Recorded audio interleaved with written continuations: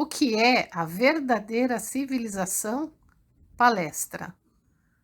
Acredito que minha palestra é bastante original. Pretendo tratar de assuntos que nunca foram abordados, até porque não haveria necessidade de ouvir de Atami até aqui para apresentar o que outras pessoas já disseram. Desejo expor aquilo que ainda não foi divulgado. Em primeiro lugar, eu gostaria de dizer que as pessoas afirmam que a cultura da atualidade é avançada ou que estamos na era da cultura, confundindo desse modo os conceitos de cultura e civilização. Na verdade, cultura e civilização são coisas diferentes. Civilização é um mundo ideal, sem nenhuma selvageria. Já a cultura é o estágio intermediário da selvageria para atingirmos a civilização. Tanto que o ideograma K da palavra bunka, cultura, é o mesmo utilizado para expressar algo provisório. Observando a humanidade de hoje, notamos que ela está fascinada por essa cultura, achando que ela é o que há de melhor e que, fazendo-a progredir, o mundo se tornará um lugar prazeroso de se viver. Contudo, o mundo civilizado a que me refiro é diferente daquele que as pessoas têm em mente. O que é a verdadeira civilização? Em poucas palavras, refere-se necessariamente a uma época em que a humanidade tenha toda a garantia de uma vida segura. Todavia, conforme o Sr. Suzuki disse há pouco, hoje existem coisas realmente perigosas e temíveis, como a bomba atômica, as armas biológicas, o juízo final, etc. Isso é terrível porque é uma época em que a segurança à vida está ameaçada. Isso não é um mundo civilizado. Hoje estamos na era da cultura, isto é, na fase de transição da selvageria para a civilização. O que eu vou falar agora não é sobre cultura, e sim sobre civilização, ou seja, o que vem a ser isso. As doenças e as guerras são as que mais põem nossa vida em risco. Se vivêssemos uma época sem guerras e sem doenças, teríamos garantia de segurança à vida, e esse seria o verdadeiro mundo civilizado. Já estamos na época em que devemos caminhar em direção a esse mundo. Daí a razão de ser do lema da Igreja Messiânica Mundial: a construção do mundo isento de doença, pobreza e conflito, lembrando que a guerra é o conflito em maior escala. A doença é a origem desses três infortúnios. Costuma-se entender como doença aquilo que provoca dores, coceira ou outras reações, interpretando-a sempre no sentido físico. Todavia, não é bem assim. Há dois tipos de doenças: doenças físicas e doenças espirituais. Dizem que este ano a disenteria, a tuberculose e outras doenças contagiosas aumentaram bastante, e por esse motivo as pessoas estão amedrontadas. Entretanto, se hoje não se consegue sequer resolver as doenças físicas, não será possível formar um mundo civilizado, nem mesmo daqui a centenas ou milhares de anos. Quanto à pobreza, sua causa é a doença física. Experimente investigar o motivo da pobreza de uma pessoa. Invariavelmente é a doença. São casos como a perda de emprego devido à enfermidade ou à impossibilidade de trabalhar pela mesma razão.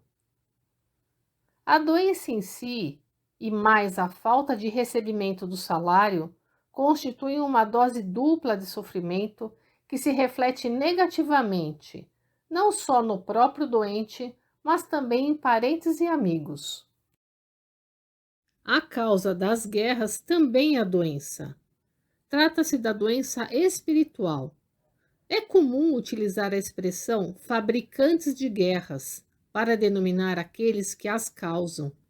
E, observando a história, encontramos inúmeros exemplos. Esses indivíduos que recebem o título de heróis têm força e inteligência, mas no fundo sofrem de uma espécie de doença espiritual. Por essa razão, torna-se necessário erradicar não só a doença física, como também a espiritual. Quanto à doença física, as pessoas acreditam que é possível curá-la através da medicina e se esforçam nesse sentido, mas não há nada que resolva a espiritual. Para isso, só existe um meio: a religião. Poderão dizer que, na teoria, isso pode ocorrer, mas surge a dúvida: conseguir-se-á, na prática, erradicar ambos os tipos de doenças? Sim, através do Jorei, ao qual o Sr. Suzuki se referiu há pouco. O Jorei extinguirá as doenças físicas e espirituais. Dessa forma, surgirá o mundo civilizado. Observando o estado em que se encontra a humanidade e a cultura, concluo que isso não é civilização. Pelo contrário, a selvageria aumentou enormemente. As guerras de hoje são muito mais terríveis do que as da época selvagem.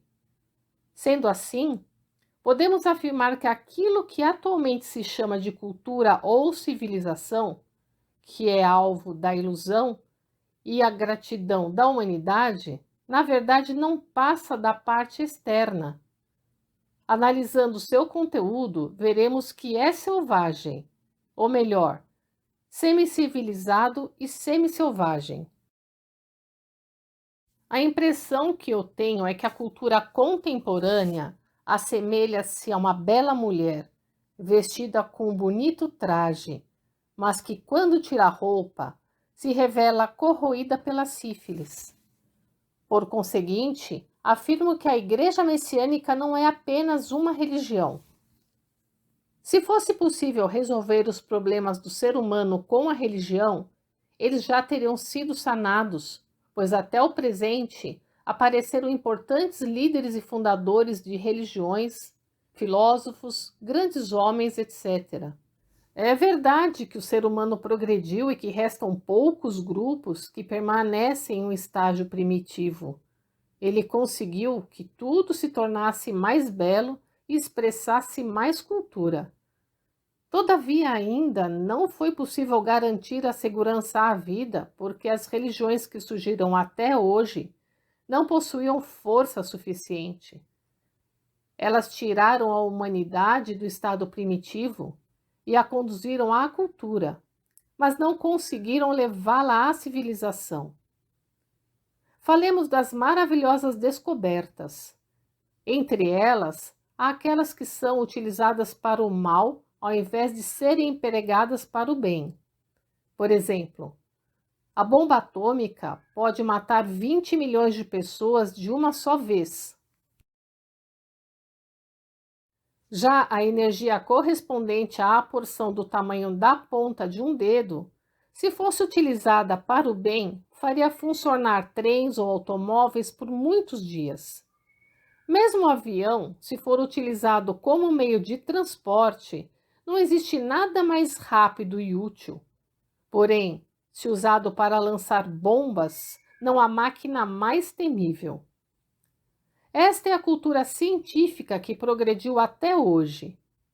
Contudo, falta algo muito importante e, devido a isso, tende-se a fazer mau uso das coisas. Este é o sofrimento da humanidade. O ponto fundamental para que as coisas sejam utilizadas para o bem é a alma. Transformando o mal em bem, tudo será utilizado em prol deste, e assim um mundo maravilhoso se estabelecerá. Jesus Cristo referiu-se a este mundo com a expressão: é chegado o reino dos céus. Buda Sakyamuni, por sua vez, afirmou: após a destruição da lei búdica, aparecerá Miroku Bosatsu e surgirá um mundo de Miroku. Só que ele afirmou que isso ocorreria após 5,67 bilhões de anos. Acredito, entretanto, que ele quis apenas referir-se aos números 5, 6 e 7. Se realmente estivesse profetizando algo para daqui a 5,67 bilhões de anos, ele não estaria em seu juízo perfeito, pois não faz nenhum sentido prever algo para um futuro tão distante. Nessa época, a humanidade já teria passado por uma mudança tão grande que nem seria possível imaginar. Os messiânicos conhecem bem o significado dos números 5, 6, 7. Caso eu fosse explicá-lo, isso me tomaria bastante tempo e eu não poderia falar sobre o assunto principal. Com relação à profecia de Jesus Cristo, eu penso que, ao invés de dizer é chegado o reino dos céus, ele poderia ter dito: vou construir o reino dos céus. Naquela época, contudo, o mundo ainda não havia alcançado o estágio necessário para isso, ou seja, o progresso da cultura ainda era insuficiente para a construção do verdadeiro mundo civilizado. Portanto, não havia como ser diferente. No entanto, a cultura material progrediu, chegando ao nível em que se encontra atualmente. O progresso foi tal que se estendeu ao mundo todo. O que eu estou dizendo pode ser ouvido através dos modernos meios de comunicação nos 4 cantos do mundo. Os transportes se desenvolveram tanto que é possível ir de avião até os Estados Unidos em apenas um dia. Dessa forma, o progresso da cultura material já atingiu o ponto em que estão preenchidas quase todas as condições necessárias ao mundo civilizado. Entretanto, para que algo seja utilizado para o bem, a alma é fundamental, apesar de ela ainda não ter atingido esse ponto. Então é necessário que a humanidade cultive esse tipo de alma e, para tanto, é preciso que ela seja alertada. Com tal intuito, escrevo o tempo todo a esse respeito, e os fiéis frequentemente têm lido. A propósito, há cerca de 6 meses comecei a escrever um livro intitulado A Criação da Civilização. Meu objetivo com essa publicação é esclarecer que a civilização atual não é a verdadeira civilização, e abordando vários temas como medicina, política, educação, arte e outros. Vou mostrar o que é o verdadeiro mundo civilizado. A parte que se refere à medicina já está quase pronta, mas tenciono escrever ainda este ano sobre as outras áreas. Quando o livro estiver concluído, pretendo traduzi-lo para o inglês e tomar providências para que ele seja lido por professores universitários, cientistas, enfim, por intelectuais do mundo inteiro.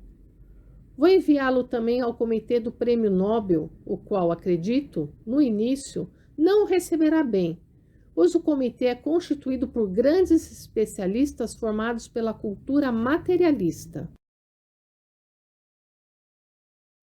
Todavia, como se trata de um livro que aborda justamente aquilo que importantes estudiosos estão buscando, acredito que os integrantes da comissão não deixarão de entendê-lo e exclamar: é isso mesmo. Assim, poderiam conceder-me 10 ou 20 prêmios Nobel. Portanto, quando o livro for publicado, eu gostaria que todos os japoneses também o lessem. Dessa forma, paralelamente a esse trabalho, temos o Jorei, por meio do qual as doenças se curam a contento. Entretanto, ele não cura apenas as doenças, ele cura o mal da alma.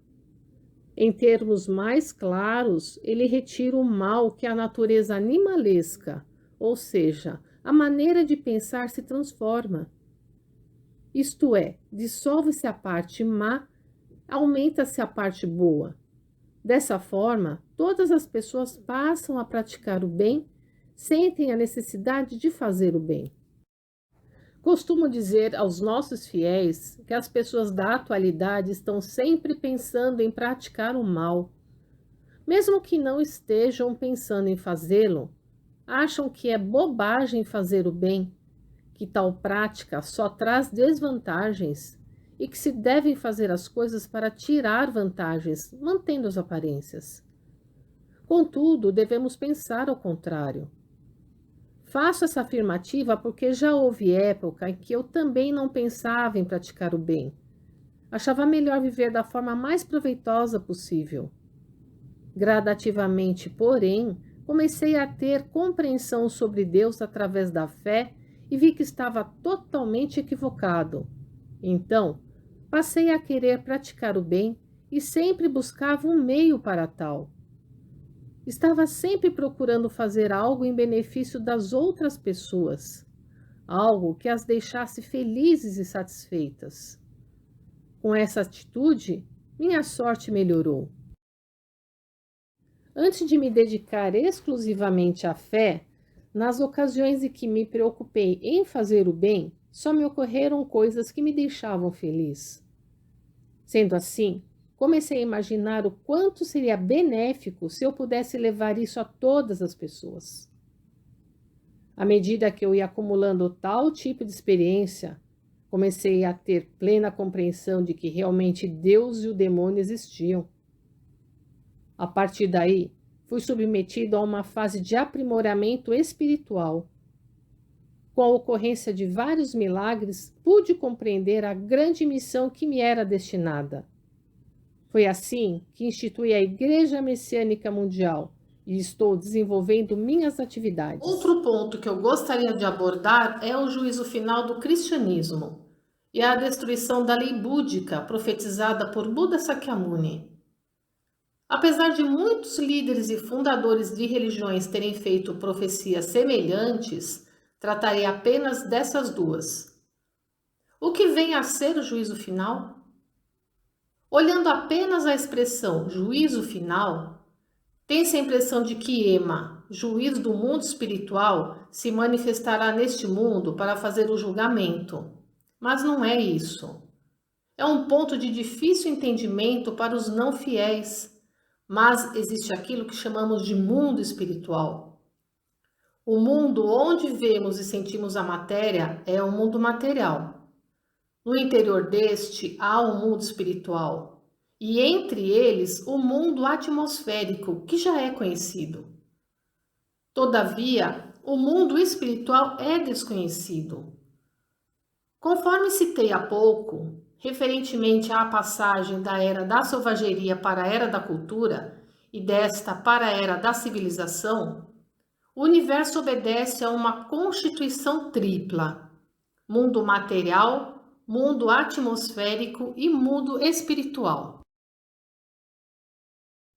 Há ainda os ciclos do mundo.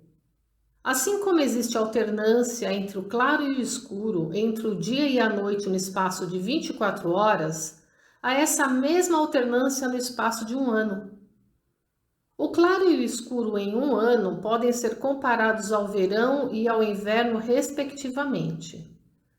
Aliás, os raios solares são mais fortes no verão e mais fracos no inverno, ocasionando o contraste entre o claro e o escuro. E existem períodos idênticos no espaço de 10 e de 100 anos. A história registra épocas de paz e de guerra, que correspondem ao claro e ao escuro. Refiro-me, portanto, a esse ritmo. Igual período existe no espaço de 1000 e de 10.000 anos. Até agora estávamos na escuridão, no período das trevas. Vamos passar para o período da luz, da claridade. Então a palavra Bunmei, civilização, contém o ideograma Mei, que quer dizer claridade. Por outro lado, a palavra Bunka, cultura, contém o ideograma K, que expressa algo provisório e por isso não é adequado. Quando alcançarmos este período, tudo que existia na Era das Trevas passará por uma organização e limpeza. Eu costumo utilizar as expressões mundo da noite, mundo do dia, cultura da noite, cultura do dia. Muitas coisas da cultura da noite não serão mais necessárias. Por exemplo, durante o dia não precisamos de lâmpadas. Da mesma forma, aquilo que pertencia à era da noite se tornará desnecessário e será destruído. Julgamento é a separação do que é do dia e do que é da noite. O que for desnecessário ficará guardado ou será destruído. A partir de agora, o que for do mundo do dia será gradativamente criado. O que se sucederá quando o mundo espiritual se tornar claro? Vejamos o ser humano. Nele, entre a matéria e o espírito, há uma parte líquida que corresponde ao ar, algo como vapor d'água. Ela está presente em grande quantidade no corpo humano. Assim, o ser humano apresenta uma constituição tripla. Dela faz parte o espírito, que também poderia ser chamado de alma. A alma pertence ao mundo espiritual. Tornando-se claro este mundo, aqueles cuja alma não corresponderá à claridade terão suas nuvens espirituais removidas a fim de poder alcançar essa claridade. Entretanto, essa remoção não se dará de maneira deliberada. A purificação vai ocorrer naturalmente. O que está sujo precisa ser limpo. À medida que o mundo espiritual vai clareando, as pessoas com a alma suja passarão por uma limpeza. O sofrimento é isso. O princípio da doença também está inserido nessa explicação, através da qual é possível compreendê-lo muito bem. Até agora não se conhecia o espírito, ou ainda sua existência era menosprezada. É uma questão de alma que o Sr. Tokugawa mencionou há pouco. A atuação da alma é algo muito forte, muito grande. Ontem fui visitado por uma pessoa que eu não via há cerca de um ano. Apesar disso, anteontem sua imagem veio à minha cabeça e pensei: como ela estará passando? No dia seguinte, como ela veio me visitar, eu disse para mim mesmo: ah, o espírito dela veio antes. Digamos, por exemplo, que o Sr. Tokugawa pense: o Sr. Matsunami tem escrito muito. Então, este shonen vai até a cabeça do Sr. Matsunami, entra em seu corpo e se aloja em sua cabeça. Aí, a imagem do Sr. Tokugawa vem à mente. É como se você pensasse em alguém e ele aparecesse. Em suma, isso é o elo espiritual, que nesse caso é o fio condutor do shonen. É muito interessante interpretar as questões amorosas por meio da atuação dos elos espirituais. Todavia, no momento, meu objetivo não são as questões amorosas. O assunto se tornará mais claro para os senhores se ingressarem na nossa fé. O amor é muito bom, mas as paixões desregradas quase sempre acabam em tragédia. A melhor maneira de compreender tudo isso é conhecer o lado espiritual e a existência dos elos espirituais. Isso merece toda a nossa atenção, pois tem relação com vários problemas e situações da sociedade. É dito que, por trás dos problemas, sempre há mulheres. Ou ainda, que por trás de um incidente, sempre existe uma mulher. Na verdade, isso se refere às paixões desenfreadas. Se compreendermos isso, será possível eliminar grande parte das tragédias e dos males sociais. Mas vamos deixar esse assunto por aqui. Conforme eu estava dizendo há pouco, a questão é o espírito. O momento em que as nuvens espirituais começarem a ser purificadas para corresponderem à claridade, se isso se restringir a doenças, ainda estará bom. Caso contrário, se esse processo se intensificar, dentre outras coisas, as pessoas não resistirão e acabarão morrendo. O fato de a doença vir aos poucos é bom. Se viesse de uma só vez, seria fatal. O juízo final é isso. Por essa razão, pouco a pouco, o mundo espiritual vem clareando. Se ocorresse de uma só vez, as criaturas perderiam suas vidas. Haveria mortes em massa. Deus quer evitá-las e, por conseguinte, manda avisos. É vontade dele que a humanidade seja avisada e salva. E ele me ordenou que fizesse isso. E é o que eu estou realizando. Buda Sakyamuni e Jesus Cristo fizeram profecias como a chegada do reino dos céus, a vinda de um mundo melhor. Eles foram os profetas e eu sou o realizador. Deus me ordenou que eu realizasse essa profecia, ou seja, que eu construísse o paraíso terrestre, isento de doença, pobreza e conflito. Entretanto, eu não preciso empreender qualquer esforço, pois não sou eu que faço. É Deus que providencia tudo. Cabe a mim realizar as coisas que se mostram à minha frente. Isso é muito fácil, mas exige uma enorme responsabilidade. Provavelmente, em toda a história da humanidade, não houve ninguém incumbido de uma missão maior que a minha. Dessa maneira, as profecias de Jesus Cristo e Buda Sakyamuni começam a fazer sentido. Se elas não tivessem possibilidade de ser concretizadas, seriam falsas. E falsas profecias significam mentiras. Contudo, seria impossível pessoas tão magníficas terem mentido. Por conseguinte, mais cedo ou mais tarde, era preciso que alguém tornasse tais profecias realidade e o incumbido fui eu. De fato, é complicado falar sobre um empreendimento de tamanha grandeza. Não me referi até hoje ao assunto, justamente por ser extremamente delicado falar sobre algo tão ousado.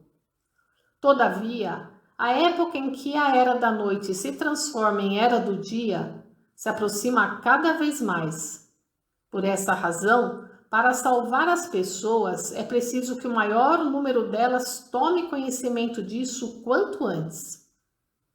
Assim sendo, hoje é a primeira vez que falo diante de um público tão numeroso.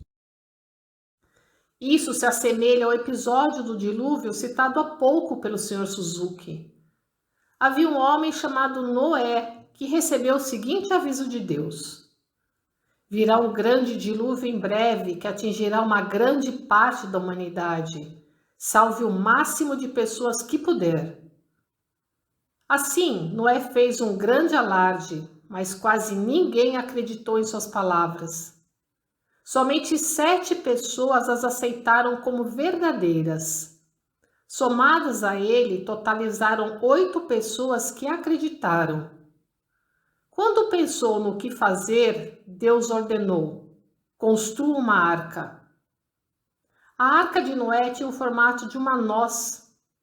Ela tinha esse formato, pois na hora do dilúvio, animais ferozes e grandes cobras iriam subir no barco.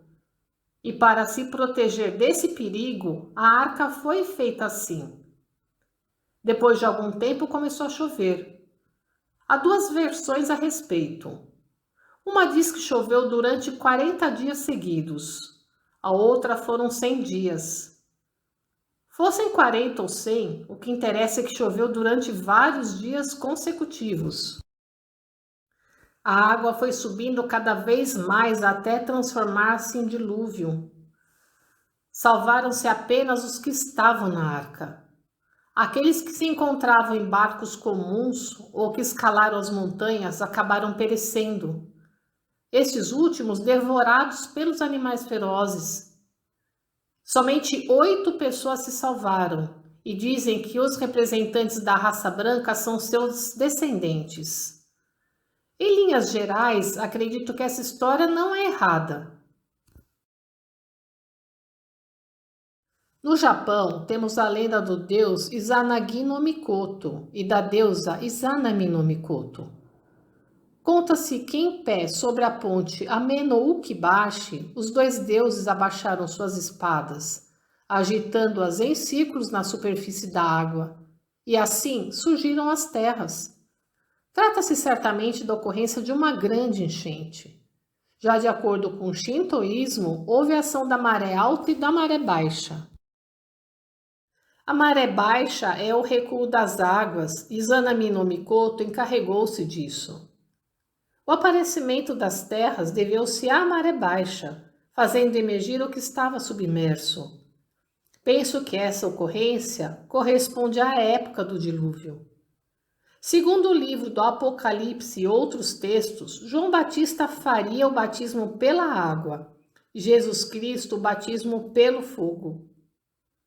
O batismo pela água já se deu através do dilúvio. Agora está para vir o batismo pelo fogo, um extraordinário acontecimento que tem muitos outros sentidos. Entretanto, como o meu tempo já está se esgotando, vou parar por aqui. Palestra de Meishu Sama no Hibiya Public Hall, Tóquio, em 22 de maio de 1951.